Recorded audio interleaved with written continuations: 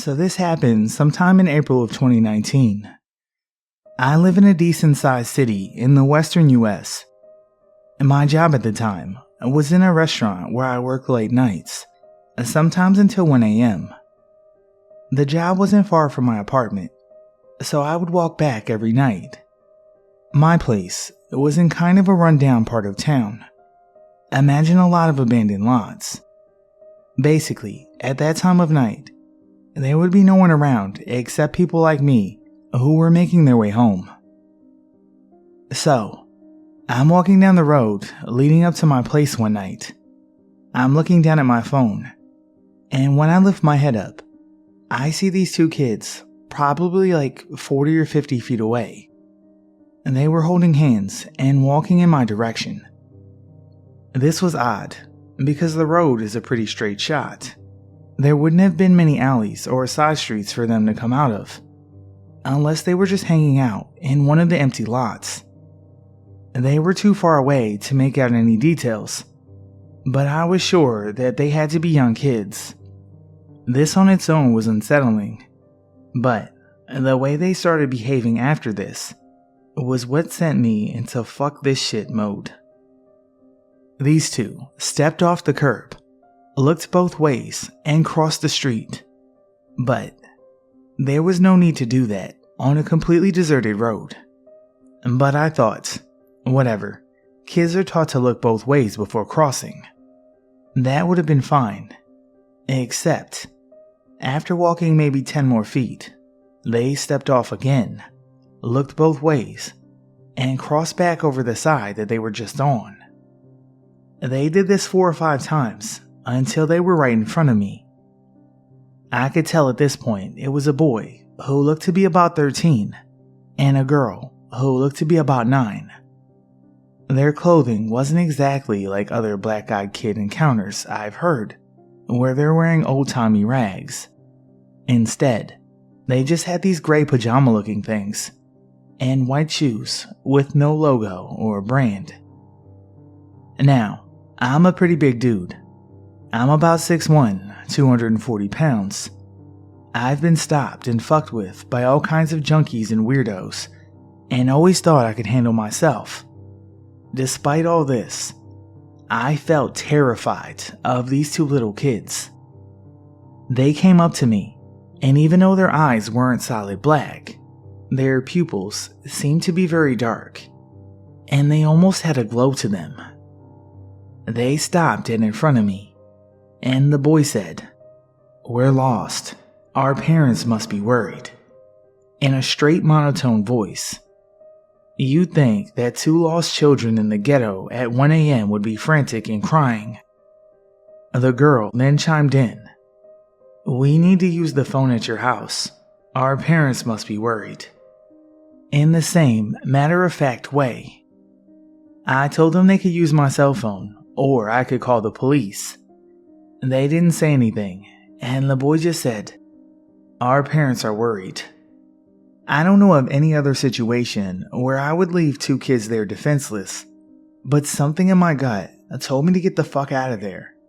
So I just walked past them. After about a block, I looked back and saw them continuing in the other direction, repeatedly crossing the street again. It was one of the most unsettling things that I've ever experienced.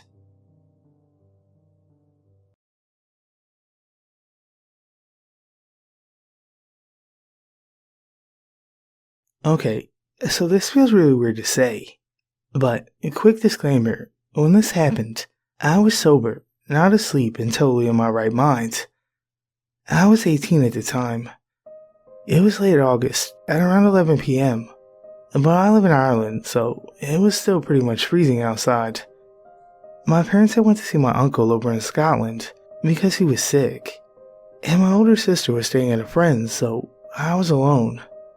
I wasn't scared though, because although I believed in ghosts, I never thought anything this creepy could happen to me. I had been watching Mean Girls with Lupin, my husky, sitting on my lap, and when the TV just turned off. No lights were on at the time, so I just thought it was the television being annoying. I wasn't scared, but then Lupin started to freak out. He jumped up and started to bite and pull at my sleeve, trying to tug me out of the room.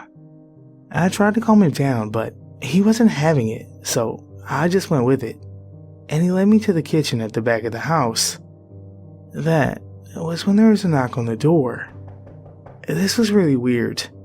I live in the countryside, and my closest neighbors are about a half a mile down the road, but I guess I wasn't really thinking.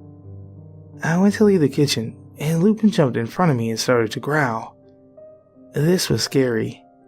Lupin is the chillest dog ever. He barely even barks, let alone growls, and never at me. I tried speaking loudly to him and pushed by him, but he just started pulling at my sleeve, trying to pull me back into the kitchen. I pushed on, thinking he was just freaked out by the television going out. When I got to the door, I could hear him start whimpering, and as I turned to look at him, I heard a voice coming from outside the door. "Please, miss, we need your help." I really didn't think about it at the time. I just heard a kid's voice, and felt that I had to help. But my door is solid wood. They wouldn't have known I was a girl. I opened the door, and there were two kids that I didn't know, standing shoulder to shoulder. Both were girls, one about 14 or 15, and the other was a lot younger, maybe 7 or 8. But I couldn't see very well because it was dark, and I didn't have the lights on. From what I could see, they were wearing normal clothes, but as I looked down, I saw that they didn't have any shoes on, and it was freezing. I was about to tell them to come in, but then Lupin jumped past me and started growling and barking. He looked possessed, and I was really freaked out. I started to pull him back by the collar and put him in the living room, locking the door behind me.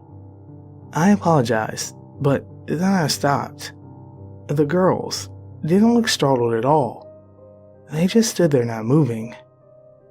The older of the two said, "Please, let us in, miss. We need to call her mother."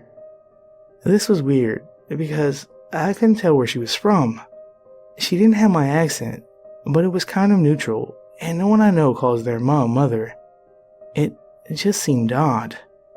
I asked her why they didn't have shoes on, and they both just looked at each other and said, "Please, let us in. We need to call her mother." I felt so uneasy. My chest was tight, and I was almost shaking with fear, and I didn't know why. It was then that I finally did something smart. There was a light switch near the door. I hit it, and the light behind me came on, and the world seemed to stop. They had no whites to their eyes, and no iris. Their eyes were just black. I couldn't move. Then, the younger one said, "Let us in, miss." I just slammed the door and locked it, hyperventilating. Lupin was banging against the living room door, trying to be let out, so I ran to it and opened it, and he just threw himself on me, whimpering. The kids were still at the door. The younger one was shouting, "Let us in! We need you to let us in!" I screamed and told them to leave, and they just kept banging. I ran upstairs. I looked out the top window, and the kids had moved to the bottom of the driveway and were looking right at me. I tried to scream, but no noise came out. I ducked down and looked up, maybe 10 seconds later, but they were gone. This scared me even more, not knowing where they were. I called my sister and made her come home. I never saw them again, and haven't slept properly since. It's been 2 years. I only found out recently that black-eyed kids are a thing, and I'm not sure if it gives me closure, or makes it even more terrifying.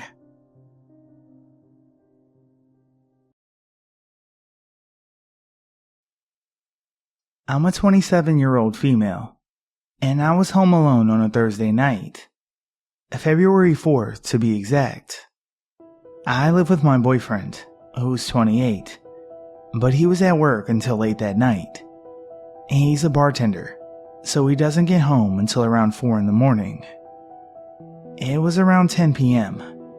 I had already eaten dinner and was watching a movie in the spare room of our apartment when I heard a knock at the door. I have a friend who comes over unannounced fairly regularly and even has his own house key, but the door was double locked, so I got up without thinking and unlocked and opened the door.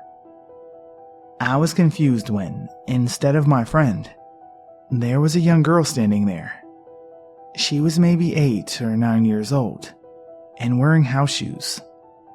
Hi, I said, and she mumbled something in return that I couldn't quite hear. What was that? I asked. My mom. I need to call my mom. Your mom isn't here? My dad. I need to call my dad. Can I use the phone?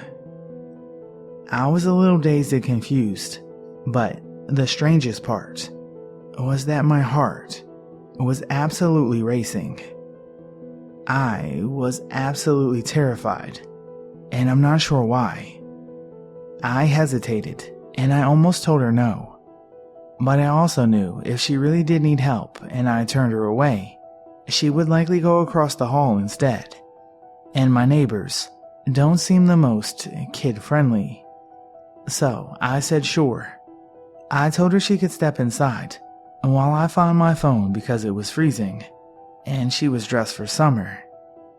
When I found my phone, I handed it to her, and she dialed a number and started speaking in another language for a minute. I'm not sure which, maybe Spanish, but I didn't recognize any of the words. She spoke for maybe 30 seconds, and then hung up and was just standing there. Was that him? I asked. She just looked at me confused. Who? Your dad? Oh, right. At this point, she was seriously freaking me out, to the point where I just wanted to avoid looking her in the face. So I walked over to my cat, who was half hiding behind a chair, and just tried to distract myself and pet her. The girl dialed a different number, spoke in the same foreign language for maybe 15 seconds, and then hung up. After that, she basically shoved the phone back in my hand, shouted thanks, and literally ran out the front door. I was left just standing there, confused as all hell and uneasy in the pit of my stomach. I walked the 6-ish feet to my door to lock both deadbolts, and as I turned away from the door, there was another knock. I looked through the peephole, and it was a man, maybe in his late 40s, in one of the uniforms for the building maintenance team of my apartment. Oddly, I didn't recognize him, even though I'd lived in his complex for over 3 years, and thought I had met all of the maintenance men. I talked to them regularly because their office and storage shed is right in front of my front stairs, where I park my van. I also found it kind of strange that anyone from the team was still here so late at night, when they usually get off almost 5 hours earlier. Like an idiot, I opened the door again. Hello? Hi, was there a little girl here a moment ago? Yeah. She asked to use my phone, and then just ran off. She's here. At that, I was confused. Where is she? I asked. And he looked at me like I was crazy, and just pointed at the ground next to him. She is standing right here, he said sternly. He was very, very clearly the only human in the hallway. A long straight hallway, with no corners to hide around. At that point, my panic was through the roof. Yeah, right, I said. He just shook his head and said, She should not have done that. She will not be doing that again. I meekly said, It wasn't a big deal. And he just cut me off and raised his voice slightly and just repeated, She should not have done that. Understand? At this point, I'm pretty sure this dude is about to murder me over an invisible girl standing next to him. So I just say, Yes, understood, of course. And he replied, We apologize for this. Enjoy your night. And just walked away. I called my boyfriend right away and told him the whole story. He agreed that it was weird, but was super busy so he couldn't talk long. I reassured the whole apartment was locked up and opened a beer to calm my nerves. Time passed until my boyfriend got home, and we hung out for about an hour and then went to sleep. And the entire night, neither of us really slept a wink. We were both absolutely burning up and shivering and breaking out in cold sweats and having night terrors. By 8 in the morning, we were both dizzy and coughing and had fevers. And later that day, my boyfriend tested positive for COVID. His lasted 2 rough weeks. Mine, however, just cleared up about a week ago after having turned into one of the worst and longest running sicknesses that I've ever had. I'm still getting over it and getting my breath back. I haven't seen the child or that maintenance worker since that night. So, that's the last time I ever let some kid into my house in the middle of the night.